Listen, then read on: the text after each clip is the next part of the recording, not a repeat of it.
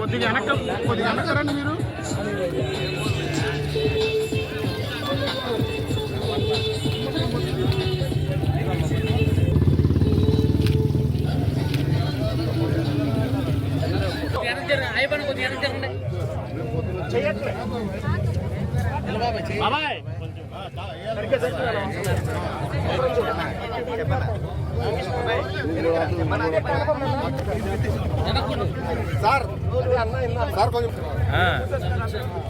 మచిలీపట్నంలో ప్రధానమైనటువంటి మార్గం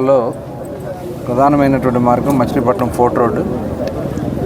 మరి మచిలీపట్నం విజయవాడ రోడ్ నుంచి స్ట్రైట్గా కోనేరు సెంటర్ మీదుగా గతంలో పోర్ట్ వరకు వెళ్ళడానికి ఈ రోడ్డునే వాడేవాళ్ళు.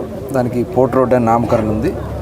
మరి ఈ పోర్ట్ రోడ్లో మరి గ్రీనరీని పెంచాలనే ఉద్దేశంతో మరి దీనికి మరి మొట్టమొదట మొత్తం కూడా చెట్లు పెరిగిపోయి నానా చండాలంగా ఉండేది.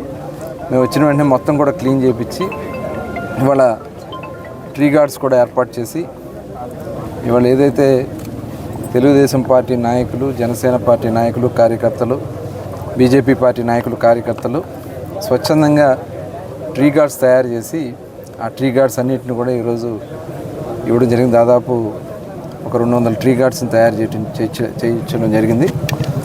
మరి ఇక్కడి నుంచి స్టార్ట్ చేస్తున్నాం.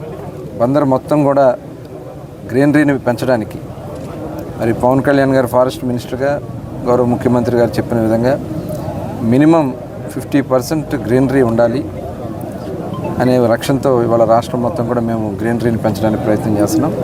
దానిలో భాగంగా ఈ చెట్లన్నింటిని కూడా ఏర్పాటు చేసి ప్రతి రోడ్డును కూడా సుందరంగా ఉంది. మచిలీపట్నం వస్తే మరి గతంలో మరి డివైడర్లన్నీ కూడా పిచ్చ మొక్కలతో ఎండిపోయి రాలిపోయి చాలా చండాలంగా ఉన్నటువంటి పరిస్థితుల్లో ఆ రోజులు మొత్తం కూడా గార్డ్స్ ఏర్పాటు చేసి కోనేరు సెంటర్, జిల్లా పరిషత్ సెంటర్ దగ్గర నుంచి రాజుపేట సెంటర్ వరకు కూడా గ్రీనరీ పెంచడం నగరానికి ఒక కొత్త శోభ వచ్చింది. అదే రకంగా అన్ని మార్గాలు కూడా, అన్ని రోడ్లకు కూడా మరి ఆ వీధిలో ఉన్నటువంటి పెద్దలందరూ కూడా ముందుకు వస్తే అన్ని ప్రాంతాల్లో కూడా చెట్లు పెంచి అలాగే పరిశుభ్రత చేసే కార్యక్రమానికి మనం శ్రీకారం చుట్టబోతున్నాం. మరి అందులో భాగంగా ఈరోజు ఇక్కడి నుంచి ఇది కార్యక్రమం స్టార్ట్ చేసుకోవడం జరిగింది. ప్రతి ఒక్కరు కూడా దీంట్లో భాగస్వాములు కావాలి. త్వరలోనే పుర ప్రముఖులందరితో కూడా ఒక సమావేశం పెట్టి మేము చేయబోయే మచిలీపట్నానికి అవసరాలు ఏమున్నాయి, మచిలీపట్నాన్ని ఏ రకంగా వారు కోరుకుంటున్నారని చెప్పి వాళ్ళ సలహాలు, సూచనలు తీసుకోవడమే కాకుండా ఇప్పుడు మేము చేపట్టబోతున్నటువంటి కార్యక్రమాలను కూడా వాళ్ళకి తెలియజేయాలనే ఉద్దేశంతో ఒక 2-3 రోజుల్లోనే ఒక సమావేశం పెట్టబోతున్నాం. మరి ముఖ్యంగా మొన్న రోడ్లు వేయడానికి రోడ్డు ఆక్రమణలు అన్నీ కూడా తొలగించాం. వాటిని ఏ రకంగా చేయాలి ఏంటనేది కూడా ఒక లక్ష్యం పెట్టుకోవడం జరిగింది. ఇవాళ రేపు కూడా కలెక్టర్ గారితో, మున్సిపల్ కమిషనర్ గారితో అందరితో కూడా కూర్చొని డిస్కస్ చేసి ఇమ్మీడియట్గా అవన్నీ కూడా పరిష్కారం చేయడమే కాకుండా ప్రజల సలహా సూచనలతో ఇది ప్రజాప్రభుత్వాన్ని ముందుకు తీసుకెళ్తామని చెప్పి తెలియజేస్తాం.